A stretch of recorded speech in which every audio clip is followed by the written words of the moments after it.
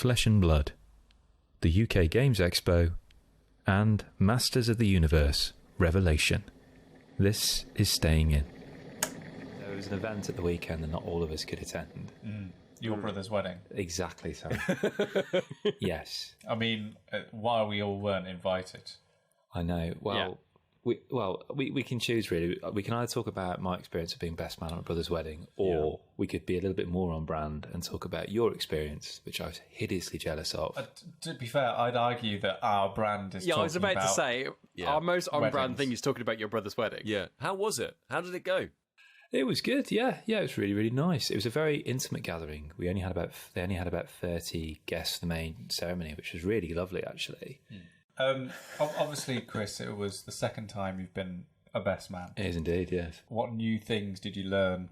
It was really interesting. Whereas your wedding, Sam, every Sunday for a year, I'd get up and I'd be working on the stag and stuff for like the best man speech and things. Yeah, you had your own notebook as well? I did indeed. My brother's wedding was like, you know that sequence at the end of The Wrong Trousers where Gromit's on the train laying the track ahead of the train.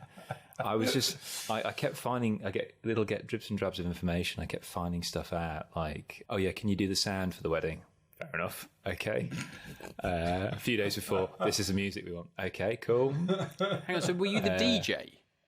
I had to do the music for when the bride walked in, when they were signing their, what is it? Register. Yeah. And so did you have to get on the organ?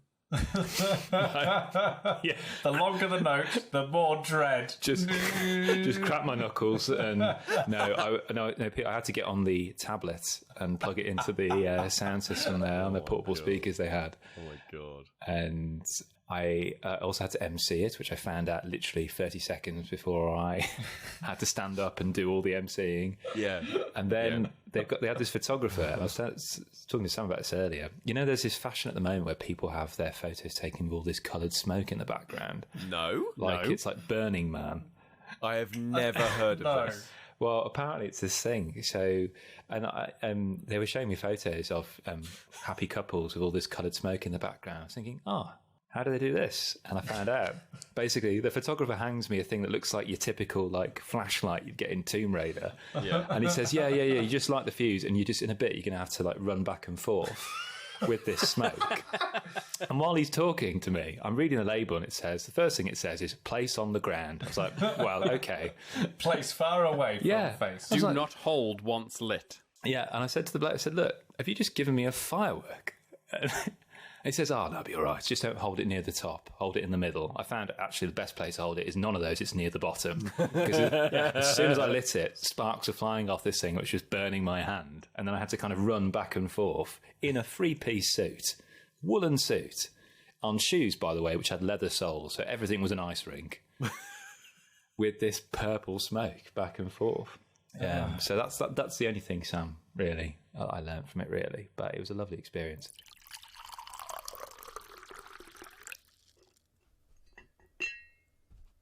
But enough about that. How was Birmingham? Birmingham. More canals than Venice. I grew up in Birmingham, and the question that was asked to me several times. Yeah. Because we were both there. We were all there for 2 nights, and on the second night, we decided we were going to Birmingham for a drink and some food and stuff like that. And the question that got asked to me several times by Pete was, where are we going?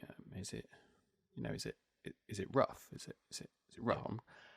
I don't know where he thought Birmingham was, if it was some kind of third world kind of battlefield. Right. But you seemed convinced that I was going to take you to some kind of den of kind of drug addicts and To be fair to Pete, though, there is a part of Birmingham called the Bull Ring. Which, by the way, very disappointing. No matadors whatsoever. And saying that, Pete does hail from a part of the world that has a place called the Bear Pit. That's true. Yeah. You should have been very well prepared for anything Birmingham was going to throw at you. And were you happy that where I took you was not indeed rough? Yeah, no, absolutely beautiful, absolutely amazing. I just assume that every city in the UK is basically a gangland until I've been there. I assume Manchester was like that. I assumed that Bristol was like that before I moved there. No, we got to go to some lovely places. Obviously, we went to the NEC Arena, which is always a lovely treat. Mm-hmm. We also went to the UK Games Expo. Yeah. You did. And that was a lot of fun. Obviously, Kris, we missed you. Yeah. We were forever thinking of you while we went around and had a lovely time. We saw lots of lovely games and played lots of lovely games. And we were also shopping for you at the same time, Kris. I know. I've seen the swag. Okay, so Kris, you gave Sam a budget to get you some cool stuff. And I'd love to talk about that. Have you been given the stuff yet, Kris? I've been given it. It's amazing. Honestly, like, I feel like I've won some kind of like radio competition. Yeah, it was pretty. It's an amazing I haul. felt pretty proud. You did very good. Thanks very much. Yeah, I gave Sam like, was it 40 quid? And I said get around it, and then Sam reminded me that beers don't cost That was like pretty much half of the money that you a gave pound me. each anymore. I got So while Kris is rifling through his things, so the UK Games Expo is held usually every year. Of course, it didn't happen last year. So this was the first year this is the first exhibition it's been on the last couple of years. I think last one was... Last year's, remember, we did the digital event. There was a digital version of it. So we did like a special video for Cosmos on their virtual stand. But this is the first year it's been back in the NEC for a while. Not the first exhibition to be on the NEC since the pandemic really hit. That title goes to the Festival of Quilting, which actually went on for longer than the UK Games Expo. And it made for a really interesting mix in the atrium between the two different halls. Of different sort of demographics of people. What I enjoyed is the one of the security guards who let you in the morning, because everyone had to go through this like COVID security check and then just general sort of security. He would kind of look at the people who were entering and kind of take a punt as to which of the two events that they would be attending. So as I walked in one day, in front of me were a pair of elderly ladies, and he took the punt and just went, quilting? And they went, yes. And then another younger gentleman was walking in front of me, and he went, games? And this guy goes, yeah. Looked at me and went, so what are you here for? Straight down the middle. Yeah. But then we got chatting to him. Pete and I got chatting to him whilst we were like fumbling around with our COVID passes and stuff like that. And so, these quilters are absolute troublemakers because they've all got like scissors and knitting needles in their bags, so they're walking through the security just sending everything off. It's just like a Singer sewing machine on wheels that just push through. But yeah, so this is the UK Games Expo, and it's the first time I've ever been. First time that you've been as well, Dan.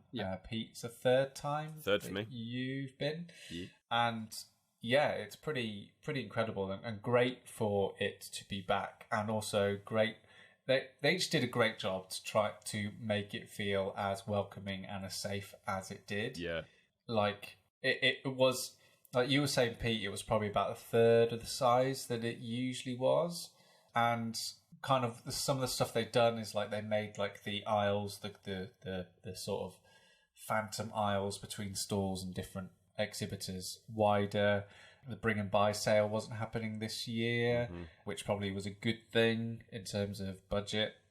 And I think that's probably a good thing for you as well, Kris, or otherwise you would have been handed some awful RPG from the 1980s. Yep. And also the open gaming hall was a lot larger as well, so which I thought actually felt like a really nice space because you kind of had groups of 6 chairs together, and then the space equivalent of like 2 meters, then another 6 chairs. Yeah, it was really good. So it felt really like opening and welcoming, even though it's a bit of a bigger space than normal. And yeah, I had an absolute blast and spent a lot of money, even though it was all very well budgeted. But yeah, my main task throughout the weekend was to meet some lovely people, which we did, and also spend Kris's money.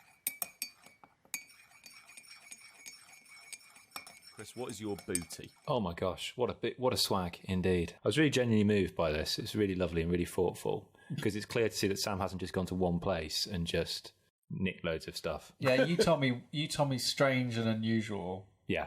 And I kind of went, Yeah. let's run with that. Let's Yeah, go you with that. definitely lent into it on some of them. Yeah, so I've got a lovely game here, and just some and Sam knows that I really have an eye for like I really love kind of like a clean kind of aesthetic. I love a very distinctive graphical style. So this one here, Hatsudan, which is about it's a very small little like I think it's like a card game, but it's about kind of creating kind of clean energy, which is quite cool as a theme, I think, and it's a beautiful kind of graphic style. I've got Mayscape from Devir and Cosmos, which I'm really looking forward to reviewing. I'll probably do that on the next episode, actually, which is, I think it's one of those kind of folding maze games. You showed me one, Sam, actually. It's kind of like it's a really interesting concept. We've got a picture of one of them on our Instagram feed, but the idea is basically you start with this open booklet. And I remember Pete, I think I showed you them at the Cosmos stand as well. Yeah. So the idea is you take a pen or a stylus or something, and you have a particular start point on the map, and you'll just be drawing a line, and then whenever your pen essentially meets a place where the pages fold, or maybe the pages meet, or there's a crease, you can then unfold it, and basically that'll open up more of the maps. And it's such a clever art design, because when you open it up, the pathways still exist, but they may actually lead to other places. So it's this wonderful continuing experience where you're always like unfolding and folding and creasing, and it's a bit like someone's made a game out of when your dad tries to put away an OS map in the car. yeah, that's a perfect Someone description saw of it. someone doing that and went, actually, that could be quite fun. Yeah, that frustration, we can do something with that. Yeah. I also got a lovely solo game called Lux Antenna by Tony Boydell, who's an artist. Antenna, is that how do you pronounce that? Aterna. Aterna. A and E together. Thank you, Sam Aterna. Lux Aterna from Tony Boydell, art by Alex Lee. It's a bit like Sam mentioned, it's kind of got echoes of The Wretched, which we spoke about in the previous pod. Again, it's something solo, but this one is against the clock, using cards and I think dice placement as well. It looks really, really interesting. I met a really lovely lady from Surprised Stare Games at the expo. They had three little mini games actually.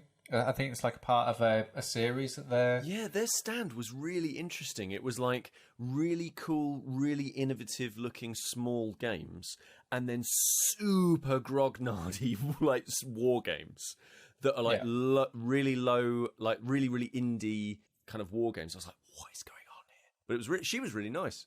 She was really nice. Yeah. She was great. I also got a game. Oh, yeah. That Is this your the 30 cursed pieces one? of silver game? Yeah. So yeah. We're still yet to decipher exactly what the game is called. So I've worked out what I'm going to do, Sam. So I'm editing this pod. Okay. What I'm going to do is, you won't even notice it, but I'm actually going to, at a later date, I'll find the title of this game and I'll just subtly dub that over into the recording. You won't even know it's there. So this game is called King Thief Minister. Oh wow, you found it out. I found it out. Yeah, it's amazing that. Which What do you say? The game's called what? The game's called King Thief Minister. You see, I thought it would be called something completely I might be different. pronouncing that wrong. I don't know. Oh, I thought it was pronounced King Thief Minister. Right. Okay. This is all right. So I don't know how this is going to work, but I look forward to hearing it. But the art is gorgeous. It looks the front of the box. It reminds me of the art of there's an Australian artist I really like called Sean Tan. It reminds me a lot of that, which is quite cool. Do you know what language it's in? I think it's Persian. It is. That's what we came up with. We managed to find one translation, and then since then we've not been able to find the translation since on Google Translate, which is strangely the same thing that happened to the person who sold it to me. Wow. So they were there 1 second, and then The whole thing had just gone, hadn't it? that game though is strangely alluring, and there's proper silver coins in it as well. Really? Yeah. Wow. Also, the rules are hilariously terribly written / translated. Yeah. No, the rules too. Okay. Yeah, I'm looking forward to reading that. So, and the last thing I got was, which was a huge surprise, because I know you met Tim Fowers. We did. And I was really jealous, because I've only ever spoken to him online, and he's designed loads of the games I really, really love. And I got a lovely gift from him, which is basically, accompanies the games we've spoken about before, Burgle Brothers and Burgle Brothers 2. and it was something I didn't back on the Kickstarter. Actually, it's like the Burgle Brothers van where all the thieves kind of arrive to the heist in, and you've got like actual 3D minis of them as opposed to plastic minis, as opposed to the little wooden figures, standees. So, and he's written on it. I've got his autograph. But yeah, so what a lovely haul. Thank you so much for doing that for me. Honestly, it felt a little bit vicariously like I was there with you. In general, the highlight for me was feeling really re-energized about hobbies. And I feel like that's one of the big things that UK Games Expo does to me every single year. I'm always like, this is good, isn't it? This is a fun hobby. Everyone was super excited and super enthusiastic to be. I think part of that was like, obviously a lot of people just were just excited to be out and showing off these games finally to lots of people. And it's difficult not to soak that up and sort of bounce off that energy and enthusiasm that kind of everybody, when we got there, we sort of, because me and Pete were there the Friday during the day, and we sort of walked around and we said, right, Saturday, tomorrow, we're interested in it. We'll have a play demo of that, and we'll go and have a demo session of this and all this kind of stuff, and got really sort of pumped and organized. And every time we ever wanted to go and play something that we'd spied the previous day, it was always packed and busy, and someone was rushing, eager to get in. The appetite to experience new board games, and even board games that have been around for a couple of years, was exceeded my expectations. I mean, I didn't expect it to be really quiet, but I just didn't expect people to be queuing up to play to play games. And every time we went over to the Cosmos stand to try and get a look at Robin Hood and the new Advent calendar, it was absolutely jammed and rammed all the time.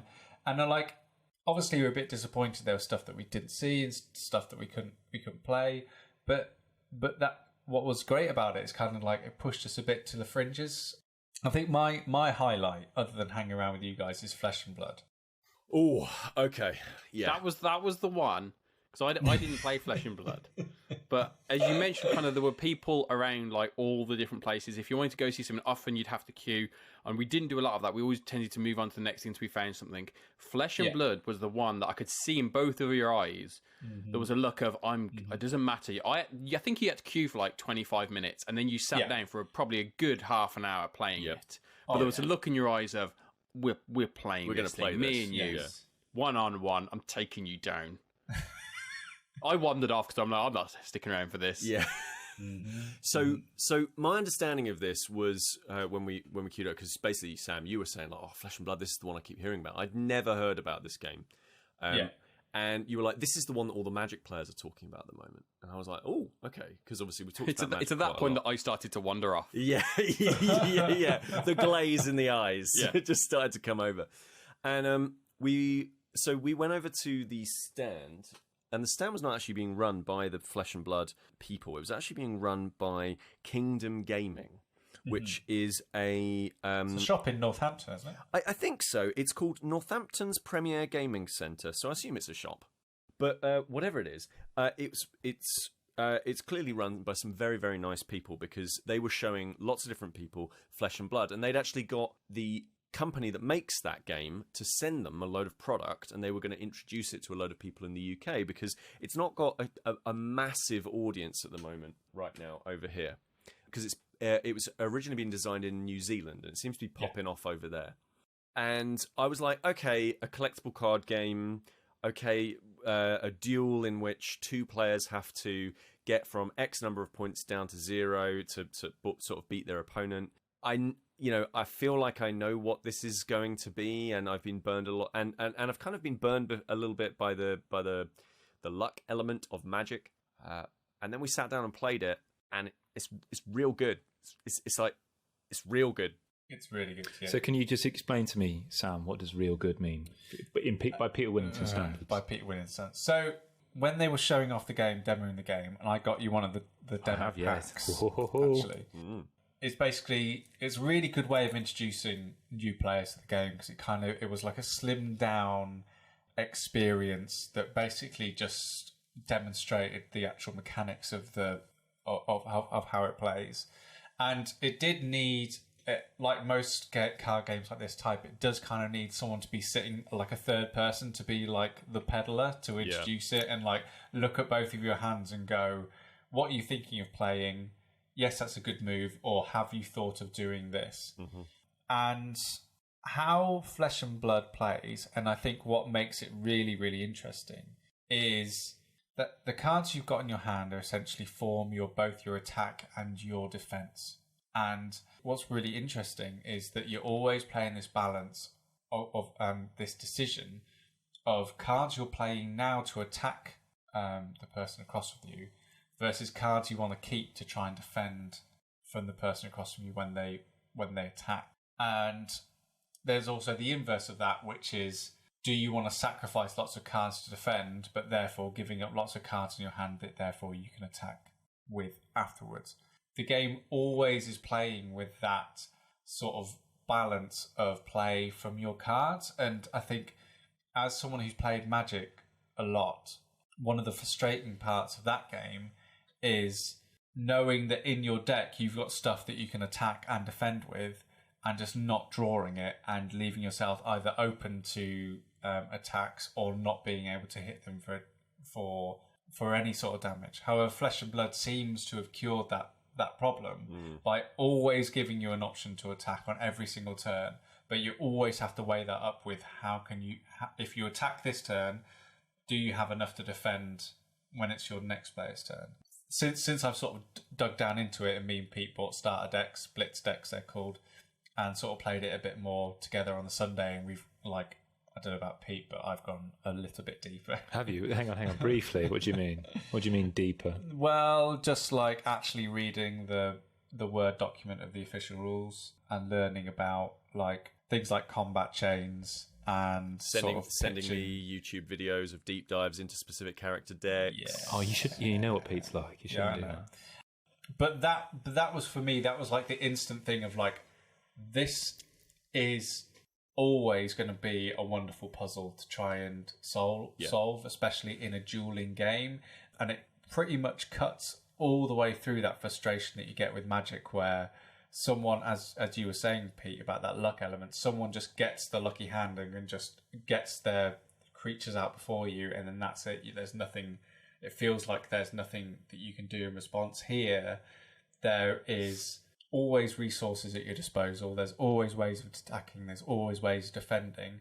What is clever about the game is how you actually deploy the cards in your hand to make the most of them.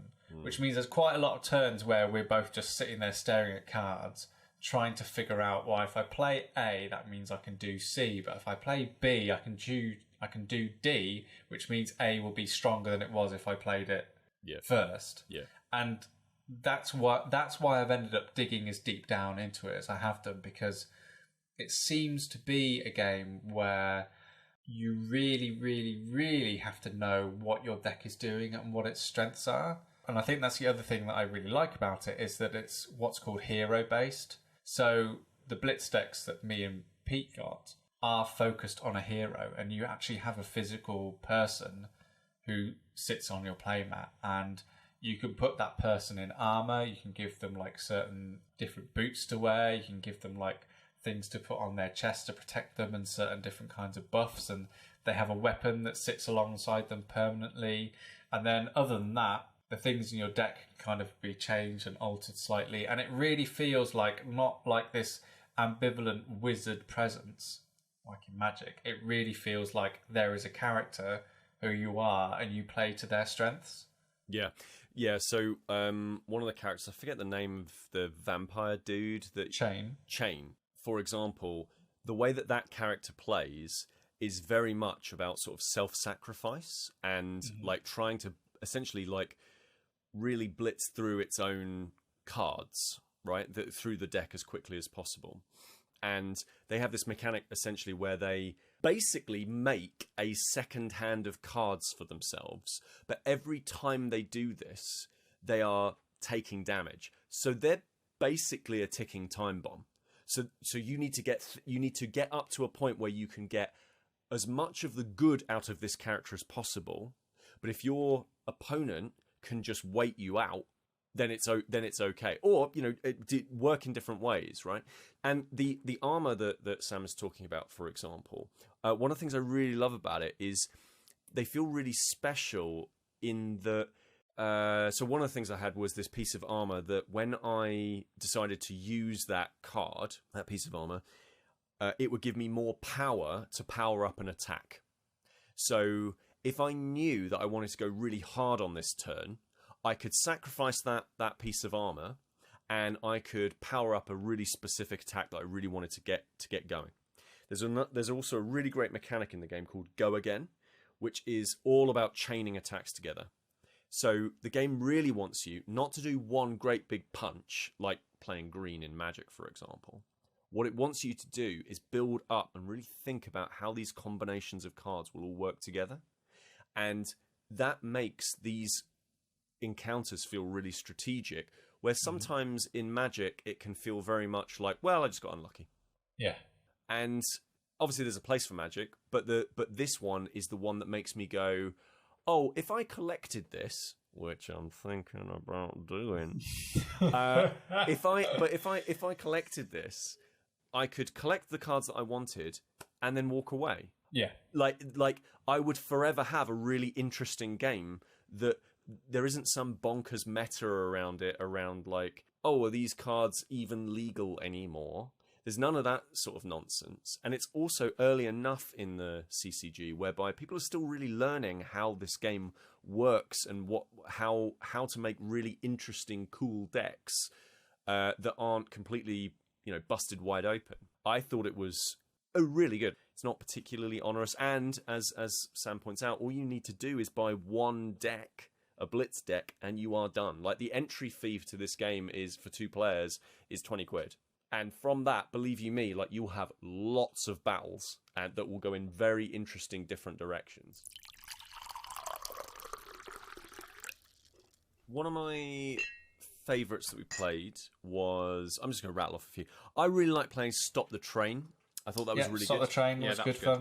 Good social deduction game in which you need to stop a train, but you all have different things that you need to accomplish as hidden characters. So it's a little bit like, well, I mean, if you've played Werewolf, then you'll be very familiar with the general idea, except for there's essentially a timer ticking down, and that timer is this train that's moving along the tracks. I'd be interested to play it kind of again in a more private environment, because I don't think social deduction games like that lend themselves particularly well to kind of an exhibition floor playthrough, because it wasn't a lot. I mean, I didn't feel like, usually in those kind of games there's a lot of talking going on, trying to figure out who people are, whereas in this there was very little talking when we played it. And I don't think if you played it in a different environment that would be the same. Like, I was quite open about the fact of like who my card was, because I had nothing to hide, and I'm usually at these games terrible at hiding, so I just tell the truth. So I was just open about that, and obviously people didn't believe me because no one else was talking, but it was just me.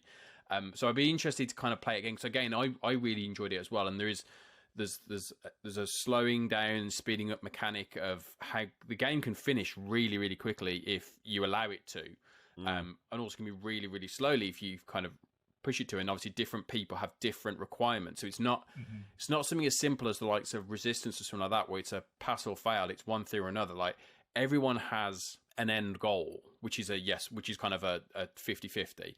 But on top of that, everybody also has their own individual goal that they need to do. So, for example, for me, I was the photographer, so I had to take a specific route around the board. So I had to push people into that route.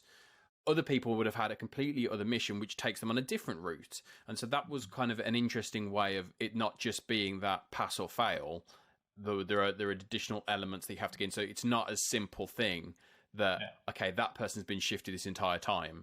They could be being shifty because they want to do something. It doesn't mean they're the bad guy. It just means they want to do something specific in order to pass their mission, which is an interesting kind of extra layer on top of it, where in a more private environment where you're chatting and you're discussing and you're trying to suss people out, that then adds an entire another layer to what you're discussing and who you're trusting, I think.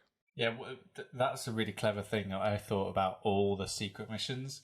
They have been balanced in such a way that whatever your second mission is, even if you're just the ticket conductor or, you know, like a photographer or an actress or whatever the roles were, they're all designed in some way that's going to cast suspicion on you. So, for example, Dan as a photographer, taking the scenic route means that there are points in the game where you can essentially have formal meetings with the rest of the group and decide at that point you can take certain actions to stop the saboteur who's trying to crash the train in Paris. And there's one particular point when you come across a bridge where you can decide amongst you if you're going to chuck someone off. So the scenic route that Dan was trying to take has the smallest length of bridge. So if the train's going really fast, essentially it will cross that bridge too fast for us to have a meeting and therefore chuck off the saboteur. So immediately that makes people suspicious. You know, why is Dan asking for everyone to take the scenic route? Oh, he says he's a photographer, but I don't believe him. However, there's another character who's the stuntman who wants to get chucked off the bridge as a stunt. Of course. Everyone knows that. That plays, not only does that play into the saboteur's hands, as in you've got this character who wants everyone to think that they're the saboteur so they can get chucked off the bridge so they can pass their mission. Yeah. Like that for me was I think that was like one of the plus points, but also one of the negatives about the game is that I feel that, like, Dan's right, that in a private setting, I feel like you really need to have that innate knowledge of what everyone does, who's actually on this train and what those secret missions are, to really try and then plot logically, like, but hang on, he could be doing this because he's X character, or maybe he's doing that because it's Y character and he just can't tell, or he's saying he's a stuntman, but he could be the saboteur, so let's not throw him off. Yeah, it's one of those games that you get to the end of the first game that you ever play and you go, oh, okay, yeah, let's go again.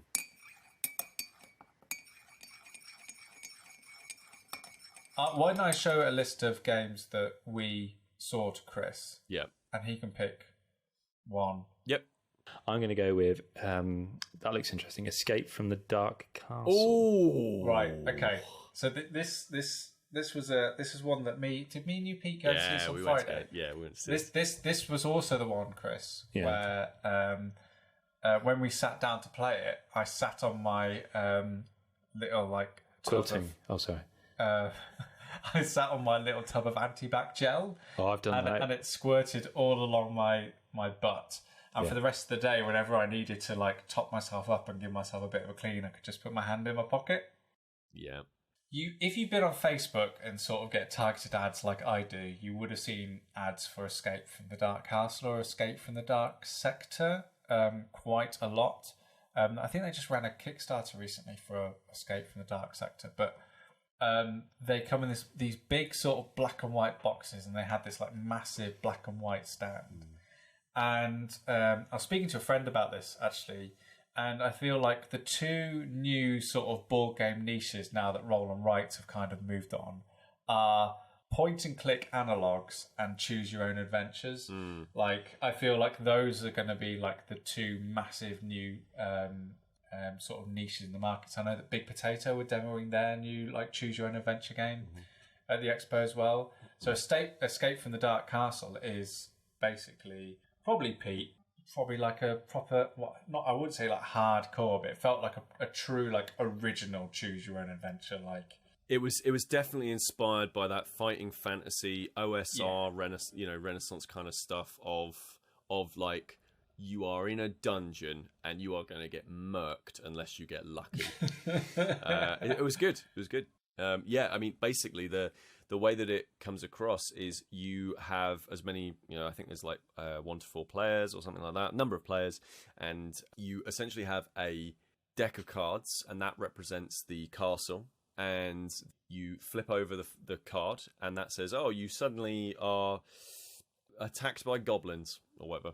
And then on that card is some of that black card, white line art, really grody, gritty, like mid maybe early to mid 1980s kind of RPG art that is just like, oh, I love it. and it's horrific. Like the drawings are kind of gross. It's not quite as gross as some OSR stuff like Lamentation of the Flame Princess or something along those lines, but like definitely down that like grim and perilous fantasy stuff. And then you both have an adventurer, and they have special abilities and skills.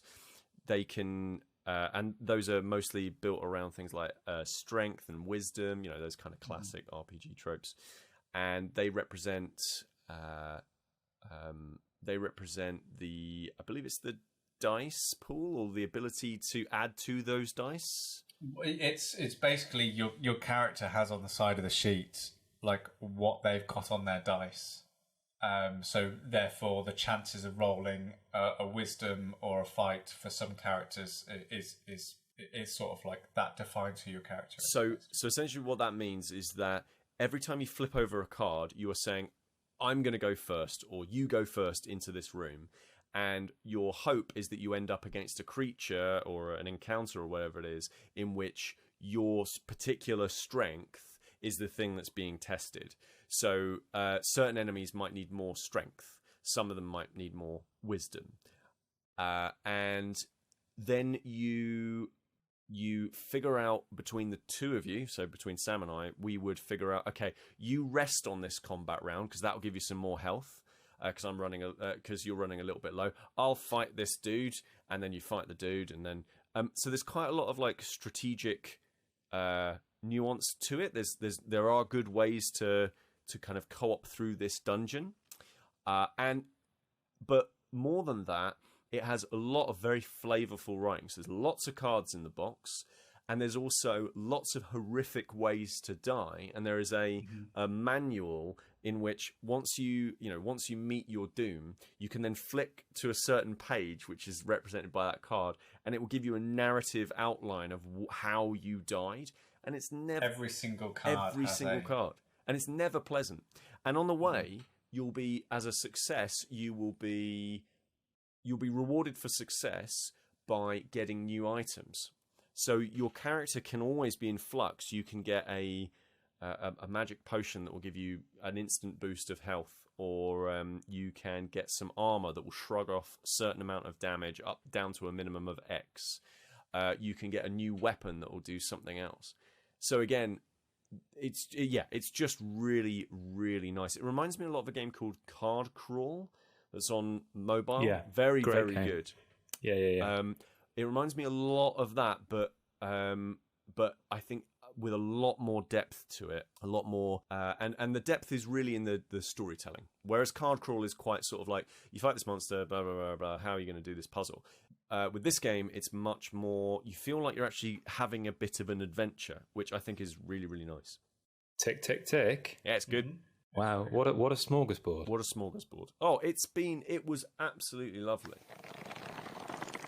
One of my other highlights was getting to go and chat with Bez at the event. Always a treat, always a pleasure.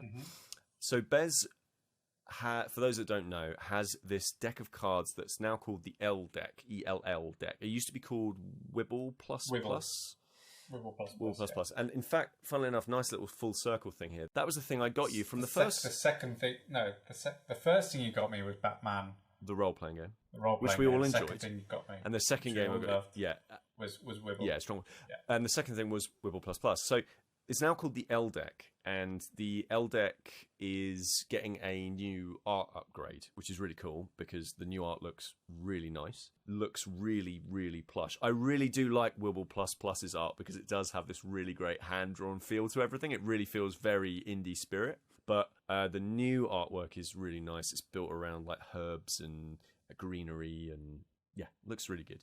But for those that don't know, the ELL Deck is essentially what Bez does is they've created this deck of cards, which there's like a billion games to play with. It's almost like an open source engine for card games. Yeah, right. Yeah. For one developer to make loads of really interesting card games out of. Yeah. So we played a brand new one, which I'm pretty sure Bez came up with at the show, as some scumbag product person, I think it's a really, really great idea because essentially what's being made is a deck of cards to which you add you're sort of adding DLC constantly for free, which are new rules for this one deck. So you purchase the ELL Deck once, and then Bez just makes tons and tons and tons of new games. I mean, the fact that she put together a brand new game called Coupell at the show itself is phenomenal. And we got to actually, all the three of us, we actually got to sit down and play it.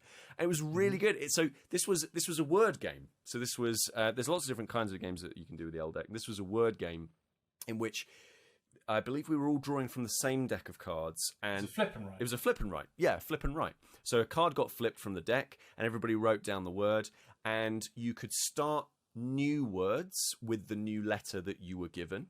But basically, you counted up how long each of the words that you create are, and you needed to make sure you created like full words, and then you were scored at the end based on how long each word was, and it was great. Like it was like a brand new game because obviously we've played different games with Wibbell + and stuff like that, and they're totally different. I just thought it was brilliant. I thought it was absolutely I think it's a genius product. And then taking the sort of scumbag producer hat off for a second, I think that it's a great idea for a set of games. It's so customer friendly. I just thought it was that was really cool. And to be there while the part of a game is being made is always really exciting. That was really nice. It's almost like a console, isn't it? And you're just buying lots of different games to fit that hardware. Yeah, that's really interesting. So yeah, I thought that was cool. I think one of the things that people were most excited to see was that Cosmos this year are releasing a new advent calendar based around the Escape game series. Yeah, it was a competition, wasn't there? There was one. I mean, I think that's gonna clean up. That's gonna fly off the shelves. It was super popular. They did say when we were there, I would suggest buying it now and putting it in the back of a cupboard because they expect them to be sold out closer to Christmas. Yeah. So that's what I'll be doing as soon as it comes out. That was very popular. Obviously, there are lots of companies that we have the pleasure of being able to work with quite a lot that decided that the UK Games Expo wasn't for them this year, and absolutely, I don't think anyone really knew what it was going to be like on the show floor and how it was actually going to feel and how it was actually going to work. One company that weren't there were Osprey Games, and I would have loved to see them there, but absolutely, people can do whatever they need to do to feel safe. And but Kris and I, in their absence, played. It's actually quite a recent game for them. It had a second printing. We've done an unboxing on our Instagram channel, and it's simply called Merv. Have you got the Merv? Have you got the nerve for Merv? Have you got the nerve for Merv?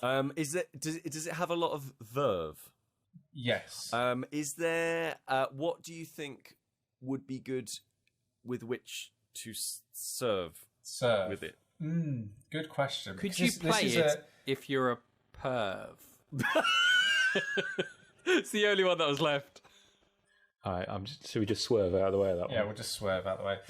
Well, in terms of what you could serve with it, this is the subtitle for Merv is the Heart of the Silk Road. Ooh. So maybe a lovely sort of spiced tea possibly would go well. I don't need to start creating another sort of subgenre for great games, but this is designed by Fabio Lopiano with art by Ian O'Toole, who is quite notorious in the industry for just creating beautiful boards. And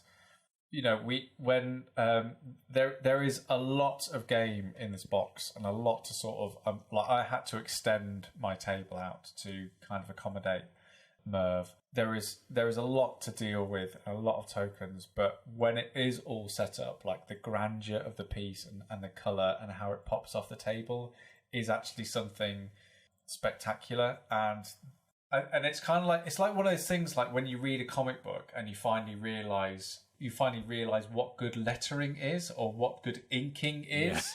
Yeah. It's kind of like when you see such good art design and such good use of definitely things like iconography and clear sort of lines and design that you realise, oh, this is what an artist does on a you really understand, like, they're not just there to say that bit should be red, this bit should be black or purple. Like, there's actual real thought and like energy gone into the design of Merv. But this is, Kris, this is this is some game in and what I mean by that is, like, this is a lot of game. Where, from what I've seen of it and seen images of it, the phrase I would use is that looks like a lot of game. it is a lot. It looks intimidating. Opening up the rules, it's a double-page spread just to explain what all the components are before you even get to setup. And the game itself actually has quite a reasonable core, in the way that you have this central grid of building tiles, and what you do on your turn is you pick one of your meeples, you put it in a spot, and based on the row or column that meeple is sort of next to, you will pick a certain action that's depicted in that column, and that will give you resources, it will give you access to certain elements of stuff that's going on the board, and then you sort of just like rinse and repeat it, and you end up sort of going round this central sort of grid, almost like this covered market at the centre of Merv, going to basically visit the mosque and get boons from doing that, going off and visiting the marketplace or visiting the library and doing all these things and drawing basically as much resources and influence and power from all these different stretches of the board in order to kind of slowly get this engine going of like resources and essentially like points in order to win the game. And what looks very sort of heady and all-consuming on the actual board actually is, when it comes to playing it, like, this is a really, really strong and heady experience that never really lets up. Like after the first round of the game, the Mongols attack and destroy buildings that you've built, and unless they're guarded by walls. So it's almost like you get to a third of a way through the game, and then it's suddenly like, now I've got an extra thing to think about. Like, right, all this infrastructure on this like little engine space that you may have built in the center of the table is suddenly like under attack and being destroyed. But I don't know if you felt this Kris, but there definitely comes a point where you get a lot more confident with how Merv is working, and I think there comes a point definitely where you find the strategy, or you find the particular part of the game that you want to interact with the most, and then focusing on that really helps your game plan. Like, there's so many different strands and so many different like tracks and different things to engage with. For me, when I finally said, right, I'm going to try and get to the top of this track, I'm going to try and get to the top of what's called like this mosque track, which will give me certain amount of bonuses and access to certain things if I can get to the top of it. So as soon as I sort of decided that really gave me a clear path of, right, if I want to do this, I've got to get these resources. And if I need to get these resources, that means I've got to build the buildings on these spaces. And that made the game a lot less daunting, a lot more focused. And I really started to enjoy it a lot more then, when I kind of sort of released myself from its web-like grip, I assume. Yeah, it's really interesting. I think you're absolutely right. I think what stopped me being overwhelmed and daunted by what looks to be a very busy board, and Ian O'Toole's art is very clean, and there's a clarity to it which is really, really cannot be understated, I don't think, because I think in the wrong hands of another artist, perhaps, this could be even more intimidating. Yeah. I think a point where I go, okay, Sam's doing that, I'm not going to do that. Yeah. Not feeling that pressure, I've got to do a little bit of everything, actually. Just focusing on 2 or 3 of these strands. For me, I'm very much a spatial person. So for me, having the city of Merv in the centre with walls around it, I can visualise that as a geographical place. Okay, I get that. I can build the walls about that. Same with the in the desert, where you create different kind of like trade routes. Yeah. Say, for example, I can visualise that. I get that, really. I don't have to feel pressured to do what the other players are doing. And I enjoyed the game a lot more Also, what's really, really lovely is that when you select a column, if you've already got buildings on that row, you get to activate those buildings. It's that classic thing that great Eurogames do where you can, revisiting a place you've been before can pay dividends, really. And likewise, also, if I chose to access a site that Sam had got a building on, Sam also gets a little bit of a reward for doing that. So there's always that sense of not having to switch off when it's not your go. And it doesn't outstay its welcome. It is set over, is it 3 years, I think it is? Yeah, so basically like 3 rounds. Yeah, and the rounds are very clearly able to, within that, it's 4 sides of a square. You're doing a lap of Merv each time. So it's very easy to understand when the game is going to end. That's the only way the game ends, really. And because you have those invasions where different buildings get taken off the board, it stops being too much of an area control game where I'm thinking, Sam's already dominated the board here. Well, hang on, actually, he hasn't put walls up there, so that's great. He's going to lose that building at the end of this. And because at the end of each round, part of the scoring is how many buildings you've managed to preserve and protect on the board. That really helps. And there's a lot of game in here, but not just in one game of it. There's lots of subsequent different strategies within this is perhaps a better way of saying it, rather than there's lots of game in here. Because actually no one's going to play a game of this where you try and do everything because you won't advance enough up all the different tracks. Yeah. Kris, Did you have action figures when you were a kid? Did you play with action figures? Did any of you all play with action figures? What were your action figures as a kid? I did actually. I had a GI Joe, or a couple of GI Joes. Not GI Joe. That's the American brand. Action I had Man. Action The Man. Action That's Man. it. Had Action Man. Oh, good old British action man, I tell you. It's like, Get rid of that G.I. Joe. Also, hold on a second. Action Man is not the equivalent of G.I. Joe. G.I. Joe is the equivalent of Action Force. Thank you very much. For listeners at home, Pete's just pushed his glasses up his nose. Yeah, this has been my TED Talk. so I think I had them. I had some Power Rangers. I had my dinosaurs, stuff like that. I think I might have had He-Man. I think I had a fair few. I had Teenage Mutant Ninja Turtles. Oh, yeah, them as well. Oh, I did too. I had Transformers. Yeah. Rodimus Prime for life. I had Visionaries, which we talked about before on the pod, and I'm currently, by the way, working through I'm currently working through all 13 episodes that came out, and I had something called Brave Star. Did you ever have Brave Star? No, was that a Royal Tunbridge Wells thing? I think it might have been. Brave Is it Star one of was those things like those action figures you can buy in a supermarket where it's absolutely like it's Iron Man, but it's a knockoff? No, so it wasn't. No, but it felt like maybe it should have been. No, it was Aluminium basically Man. It was cowboys. It was the Wild West, but on Mars. Oh, like John Carter. Oh, I also had an action figure of Biker Mice from Mars. A little bit. Oh yes, I had a Biker Mice from Mars. Yeah. I also had VR Troopers. The knockoff version of Power VR Rangers. Troopers. I had Batman.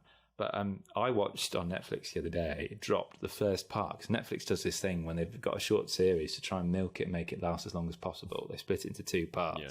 Yeah. It's just a 10-episode series, but it's 2 parts of 5 episodes. I've only watched 5 episodes of a series called Masters of the Universe Revelation. Oh, okay. Now, Dan, you mentioned you had a He-Man action figure. I never watched He-Man as a kid. I had no knowledge of the previous Filmation series from the 80s. My knowledge of He-Man mainly revolves around the 1987 Dolph Lundgren. Oh my gosh, action the film. terrifying Skeletor. Yeah.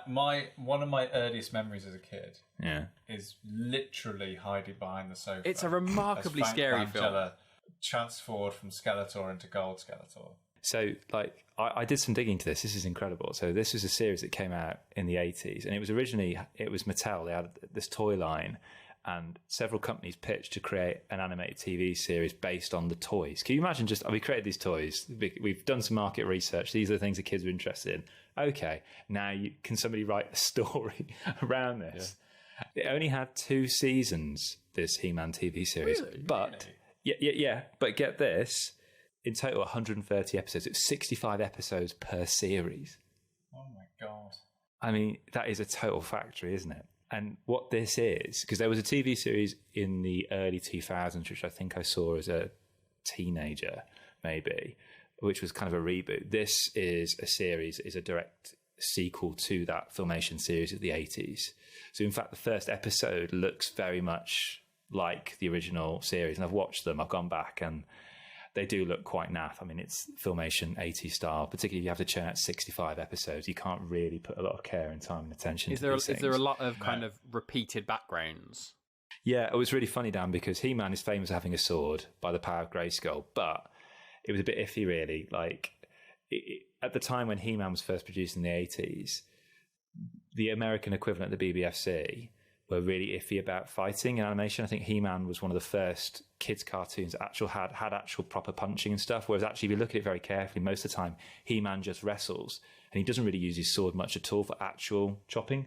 If you look into it, actually, he's got this sword, which is his weapon, and he barely uses it, except to turn his cat into Battle Cat. So basically, for those who don't know He-Man, which I didn't really, apart from that kind of catchphrase, it's set in a world called Eternia, which is this really interesting mix of fantasy and like sci-fi technology and stuff. Mm-hmm. So magic and sci-fi technology. And there's this kingdom that is, it's the kingdom of King Randor and Queen Marlena, and their son, Prince Adam. He has a secret identity where he whips out this massive sword, which he keeps down his back. Keeps down the back of his jumper. He pulls it out and he says, by the power of Grayskull, I have the power. And he turns into the He-Man, which is his alter ego, and his pet cat Cringer becomes Battle Cat, which is a giant version of the cat with his armor on it. And like a few people know his secret identity. And basically, for 130 episodes, him and his colleagues, which are called the Masters of the Universe, would help protect Eternia from the evil villain Skeletor and his entourage of villains. And it was just really basically just a way to kind of push toys and sell them. Does the story tend to follow kind of like what the Power Rangers used to do, where they would try and win the day without turning into Power Rangers, then turn into Power Rangers, nearly win, and then just turn into Megazord and win? That's like every single episode was exactly the same. Is it like that? Does he try and fight it with the jumper on, and then when he can't, he takes out the sword? Yeah, pretty much. And it's just so po-faced original series. It's so funny. It just makes me laugh. And there's a load of them on YouTube, and I've really kind of dug deep into the mythos of it because I find it really fascinating. That's because of this new series. And what this series is a kind of a love letter to that. And it's not called He-Man and the Masters of the Universe. It's called Masters of the Universe Revelation. One of my favourite ever Batman stories is Nightfall.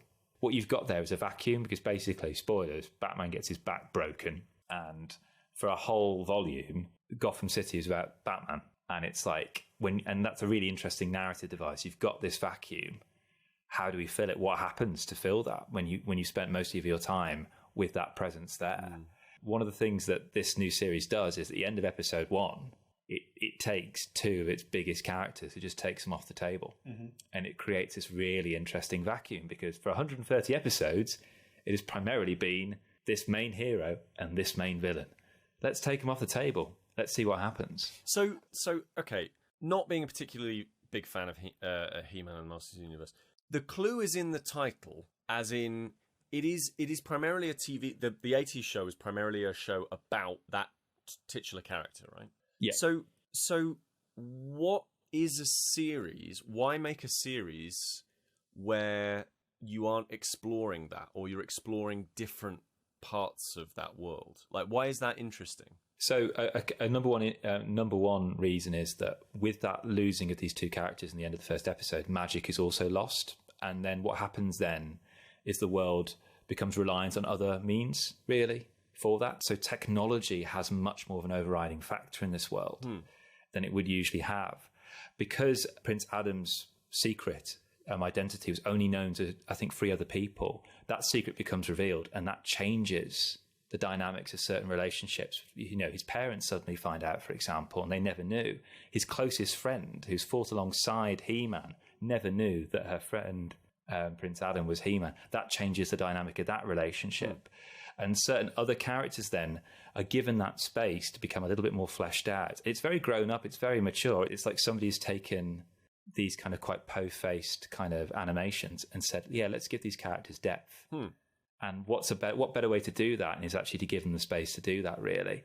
And it's this incredible quest. And I found myself becoming really interested in these characters. And it became really weird because I had no allegiances to the original series whatsoever. And It's so very well produced. The voice acting is phenomenal. You've got Sarah Michelle Gellar in the role of Tila. You've got Mark Hamill as Skeletor. Kevin Conroy shows up as Merman. You've got Liam Cunningham from Game of Thrones as Davros. Is it Davos in Game of Thrones? Sorry. You've got, also from Game of Thrones, you've got the incredible Lena Headey as Evelyn. It's just phenomenal. And the guy who does the music is Bear McCreary, who did the music to God of War. Jeez. It is epic. It's the most metal. His transformation into He-Man is the most metal thing I've seen all year. This sounds really good. To be fair, it does sound right up your street, Pete. Yeah. So clearly so much love has gone into this. And I know the studio head at Netflix said to Kevin Smith, who's the showrunner of this, said, look, I just want there to be high stakes, and I just want it to feel like when I was a kid again. And I can't obviously answer those questions, but the stakes are pretty high in this. When you take the two main characters off the board, the stakes are pretty high. And the reason I'm saying all of this, and one of the reasons I want to talk about it, was because this series has caused an incredible amount of backlash online. Wait, Chris, wait. Are you saying people on the internet are unhappy about the way that their childhood memories, the franchises associated with their childhood memories, have been redone? Are you saying that people on the internet would somehow upset at this fact? Because that definitely didn't happen with Ghostbusters. That definitely didn't happen with Final Fantasy VII. That definitely didn't happen with Last of Us Part 2. Oh, yeah. So the words bait and switch keep getting mentioned because the trailer was a fantastic trailer, but the trailer was mainly, I think, showing episode 1. Because if you're taking He-Man off the table, people are kind of irked that, hang on, this series is supposed to be about He-Man, when clearly it isn't. His name's not in the title. It's called Masters of the Universe. Yeah, but this is why I asked you that question, because I was immediately like, well, that seems a bit strange that they would do that. But it sounds like they just go, yeah, let's explore these different characters. And to me, that sounds like a quality story that's worth watching, rather than, I want to see my weird half-naked man with a bob haircut run around on screen. And it's not that he doesn't appear, like you get these interesting flashbacks. What you learn more about is what people think of him. It's the same, in the same reason. Do you remember when one of the best kind of twists that Hideo Kojima was Metal Gear Solid 2, where everyone thought they were going to be playing as Solid Snake, and you realise actually we're only playing from a little bit, but it was so interesting to play as Raiden and see Snake as someone other that wasn't just being played by you. To see Snake through the eyes of the person who is meant to replace Snake. To see Snake as like an outsider, or the entire game is built, and narrative is built around that idea. And it sounds like that's the case here as well. Yeah, no, completely. And this is only halfway through the series, but it does things that, when you're a kid and you think, I play my action figures because I can actually act out narratives I've not seen yet. Right. It feels very much like this. It doesn't feel like they're playing it overly safe, and that's great. It gets quite emotional in strange places, really. I think, oh my gosh, I can't imagine what this must feel like for people who've grown up with these characters. Yeah. But it is just, I find it utterly fascinating online that people are really irritated by this, seeing it as something that's overly kind of woke, when actually what it is just like a bit of changing up the kind of the storytelling. You've had 130 episodes. Mm-hmm. This is 5 more that do something a little bit different. Do you know what I mean? Yeah, I find it such a silly idea. And the strange thing, I think personally, is if you want that already exists. There's 130 episodes of it.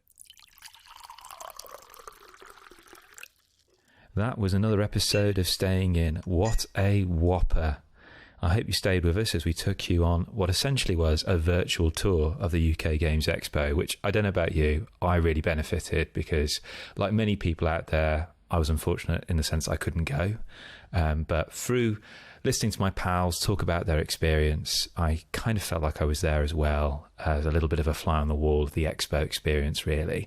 And I'm really, really looking forward to next year's event as well, which I'm sure will be fantastic as well, really. We've covered quite a lot of games there. and we'll be putting links to them in the notes of this podcast, and we'll probably be covering them as well in subsequent episodes in much, much more detail. I've got my massive stack of games that my pals very kindly got me from the expo, which I'm just working my way through now at the moment, really. A special thank you to Cosmos and Devir for very kindly giving me a game of Mazescape, which I'm really looking forward to playing at some point soon over the summer holiday.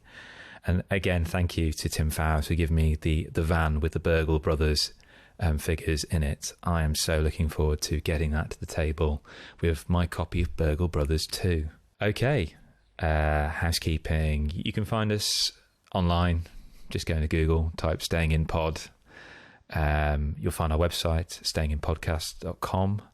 At Staying In Pod is the handle that will get you to our Instagram, our Twitter, our Facebook, and any other social media outputs that we have. I'm going to push again our Spotify page, which has a curated playlist for everything we've covered that has a piece of music associated with it. So obviously, me talking about Masters of the Universe Revelation, I'm probably going to stick something in our Strong Brew playlist from Bear McCreary, who did a fantastic score for that series. And I'm really looking forward to part 2 when it drops.